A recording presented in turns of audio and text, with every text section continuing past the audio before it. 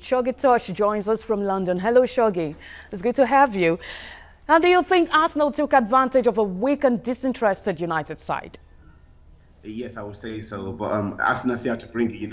Wenger had to obviously adjust a little bit and do probably what he wouldn't want to do. Using a back three, and it's been working. Very well for Arsenal. And even obviously using the wing backs. With Ox and that has actually worked well. But Jose is prioritizing. The Europa Cup, Europa League. Obviously, that's the easier channel for Man United to get into the Champions League. So yes, you can say that he left. He's very pacey strikers out after the Europa game, and obviously just trying to make sure that they recover because they don't have like an in-depth squad. But having said all that, Arsenal had to bring it, and they really did a good job winning those 3 crucial points just to kind of because they have a game in hand. So just at least to see if they could get above Man United to be in the 5th spot and see if there's any way they can creep into the top 4. So is the top 4 still possible for the Gunners? I doubt it. I mean, you must say it's between Liverpool and Arsenal because obviously Chelsea and Tottenham, they are, and even Man City, you have to say those 3 are going to be in the top 4. And if Arsenal can kind of bring on the form, because they had a dreadful form a couple of weeks ago, if they can just try to keep this going, that means if they win their games in hand, they will just be like a point below Liverpool, and you just never know.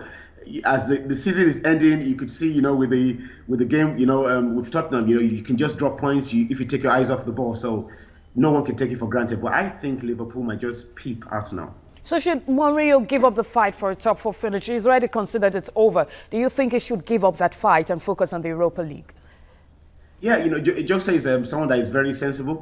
He's very knowledgeable of the game and he's very sensible. He doesn't hold sentiments. With Wenger, you can see Wenger that at times he holds on to his belief for too long. Even switching to the back 3, which he normally wouldn't do, he had to do that for a while since they were conceding a lot of goals. Not forgetting the game they played against Crystal Palace.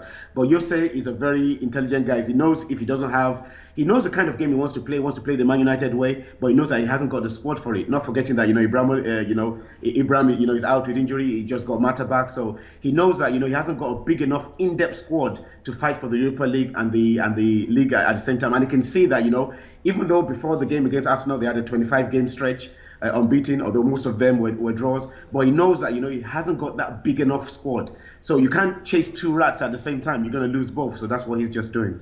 Right, Chelsea look to put one hand on the title. That's with the visit of Middlesbrough. You fancy Conte's men winning the league with a game to spare? Chelsea, they're in the winning seat, and but again, you can't just take your eye off the ball. Against Middlesbrough, you must say, Middlesbrough looks like they're relegated, with 28 points, and yeah, they have a game in hand, but it's a game against Chelsea, and the last 7 meetings, they've always lost against Chelsea, but at the same time, Tottenham, West Ham is a very, very good example of what I'm talking about. The Premiership might not be as exciting in another way, compared to the La Liga or the German League, but then there's a huge contest between teams. I mean, if Sunderland, that was even relegated, could still beat Hull City yesterday, you could see that, you just can't take your eye off the ball. And with Chelsea today, David Luiz, he has a knock. There's a little bit doubt on him. And, Kante as well, there's a little bit doubt. So, and these are 2 key players that, you don't want to miss. So, but it looks like Chelsea's going to win, but they can't afford to take their eye off the ball. If they can win that and have another win, then the trophy is Chelsea's. All right. Many thanks for your time, Shoggy Tosh. Thank you.